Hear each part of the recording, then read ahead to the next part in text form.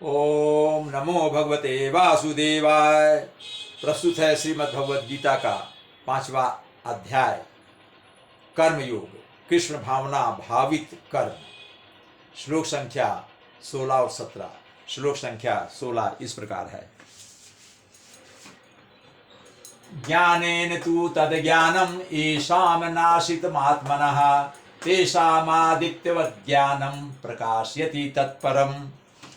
इसका अर्थ है, भगवान कह रहे हैं कि हे अर्जुन, जब कोई व्यक्ति उस ज्ञान से प्रबुद्ध होता है, उस ज्ञान से शक्तिशाली होता है, उस ज्ञान से उसमें इतनी क्षमता बढ़ जाती है जिससे अविद्या का विनाश होता है। अविद्या मतलब अज्ञान का, जिससे अविद्या या अज्ञान का, मोह का विनाश होता है, तो उसके ज्ञान से सब कुछ उसी तरह प्रकट हो जाता है।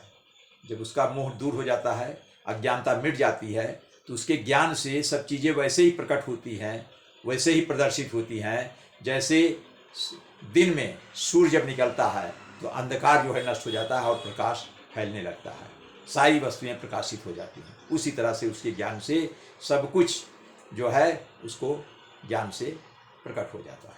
ये इसका अर्थ है। शब्दों का अर्थ देखते हैं।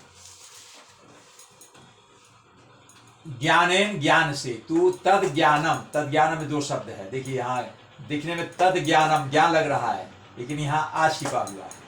तद अज्ञानम अज्ञान, तत् अज्ञान, येषाम मतलब वह ज्ञान, येषाम मतलब जिसका, जिसका अज्ञान, जिसका ज्ञान से जब अज्ञान दूर हो जाता है। येषाम मतलब ज्ञानेन तु तद अज्ञानम येषाम नाशितम, नाशितम मतलब येषाम मतलब जिसका, नाशितम आत्मना, नाशितम आत्मना मतलब नष्ट हो गया है।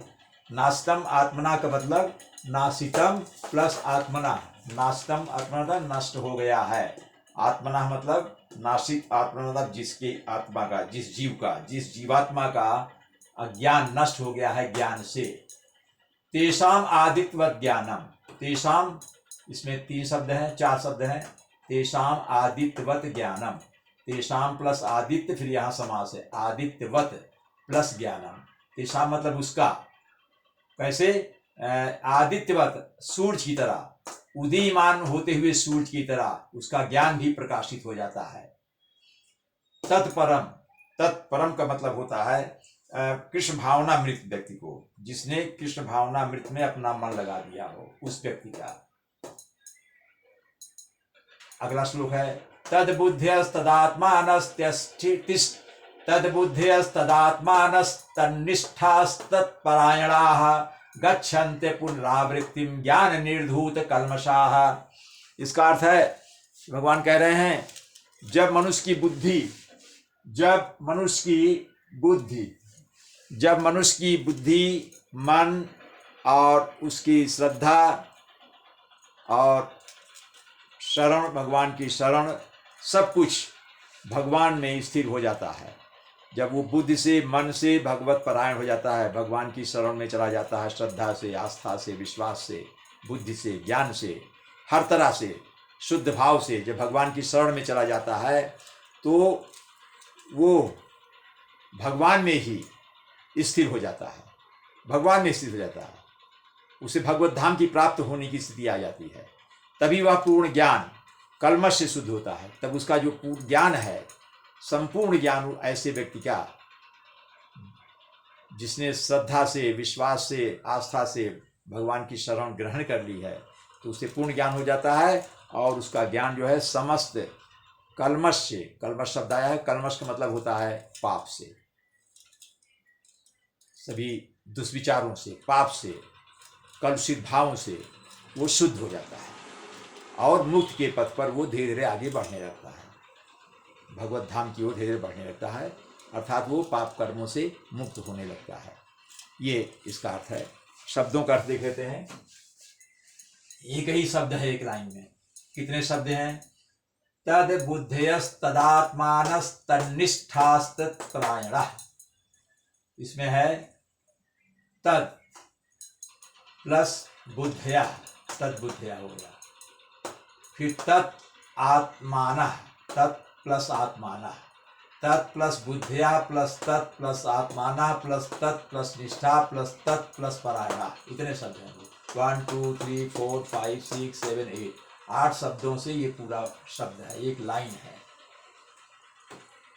पूरी लाइन जो है एक ही है। तद्बुद्धिया मतलब जिसने भगवान में बुद्धि लगा दी हो, तद्बुद्धिया। यहाँ हमने अलग कर दिया, यही बताते हैं। तद्बुद्धिया मतलब उस व्यक्ति ने जिसकी बुद्धि भगवान में लग गई हो। तत् आत्माना जिसका मन, जिसकी आत्मा भगवान में लग गई हो। तत्निष्ठा जिसकी निष्ठा भगवान में लग गई हो, जिसने भगवत परायण हो, जो भगवत परायण हो गया है। तत्परायणा है जो भगवत परायण हो गया है, जिसने भगवान की शरण ग्रहण कर ली, जिसने भगवान कृष्ण की शरण ग्रहण कर ली है। गच्छन्ति अपुनरावृत्ति, गच्छन्ति वो जाता है। कहाँ जाते हैं ऐसे व्यक्ति? अपुनः आवृत्तिम, इसमें देखिए पुनरावृत्तिम, अपुनः आवृत्तिम। अभी रोके रहिए। पुनः मतलब फिर से, आवृत्ति मतलब उसकी बारंबारता होती है। आवृत्ति मतलब रिपीट होता है, फिर से उसकी बार बार वो आवागमन में रहता है। लेकिन मतलब हो गया नहीं, अब वो निषेध हो गया उसका, मतलब वो विपरीत अर्थ में हो गया। बार बार नहीं हो मतलब आए कभी नहीं, कभी उसकी पुनरावृत्ति नहीं होती, मतलब उसकी पुनरावृत्ति नहीं होगी, अर्थात देहांतर से मुक्त हो जाएगा, जन्म जन्मांतर से मुक्त हो जाएगा, जन्म मृत्यु के कार्य कारण से मुक्त हो जाएगा और उसको मोक्ष मिल जाएगा, भगवान के भगवत धाम को प्राप्त हो जाएगा। ज्ञान निर्धूत कल्मषा, ज्ञान निर्धूत कल्मषा, निर्धूत मतलब ज्ञान से निर्धूत। देखिए यहाँ शब्द है, यही समझ आ रहा। धूत मतलब धुला हुआ, धूत मतलब धुला हुआ, निर्धूत मतलब भी धुला हुआ। ज्ञान से धुल जाता है, ज्ञान से निर्धूत मतलब धुल गया है, मतलब स्वच्छ हो गया है, ज्ञान से स्वच्छ हो गया, साफ हो गया। क्या?